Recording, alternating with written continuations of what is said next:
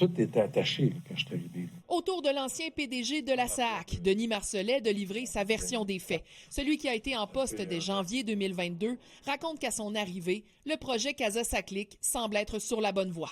Le responsable des TI était une personne fort intelligente. M. Malenfant? Oui. Et les présentations qui nous ont été faites par la suite, écoutez, c'était limpide, c'était clair, tout était beau. Là. Karl Malenfant avait sa confiance. L'ancien grand patron de la SAAC se défend de ne pas avoir vu les drapeaux rouges avant le déploiement de la plateforme à l'hiver 2023. Mais j'étais alerte, je demeurais alerte. Là. On était tous convaincus qu'on était, quand on a dit le go, c'était go, no go, ça s'est pas fait au coin d'une table d'un restaurant. Là.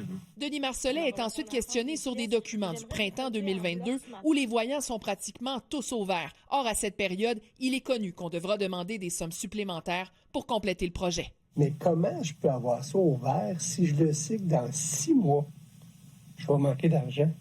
Comment on a vendu ça? Là? Je suis convaincu. Vous entendrez le témoignage de la personne concernée. Et l'interrogatoire devient plus serré. En juin 2022, une rencontre a lieu avec l'attaché politique du ministre des Transports, François Bonnardel. Mais sur les documents, les sommes présentées sont inexactes. Moi, honnêtement, je vous le dis, je trouve que ça fait dur.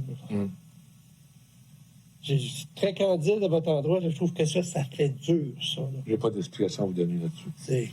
Alors, est-ce que c'est... Pas d'explication, vous ne l'avez pas vu, mais est-ce que c'est un plan machiavélique pour le cacher? Est-ce qu'il y a quelqu'un qui a fait ça? Là? Sûrement pas. En tout cas, pas ce que je sache, parce que je n'aurais pas jamais accepté de faire ça. Le témoin dit avoir avisé le gouvernement indirectement après la rencontre. Je t'ai toujours promis de donner leur juste, parce que des fois, il n'y avait pas d'impression. J'ai dit, je vais toujours te donner leur juste.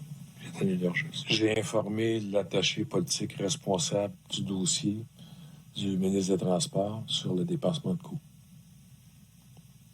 Le gouvernement, indirectement. Le témoignage de l'ancien PDG doit se poursuivre demain devant la commission. Élisabeth Laplante, TVA Nouvelles, Montréal.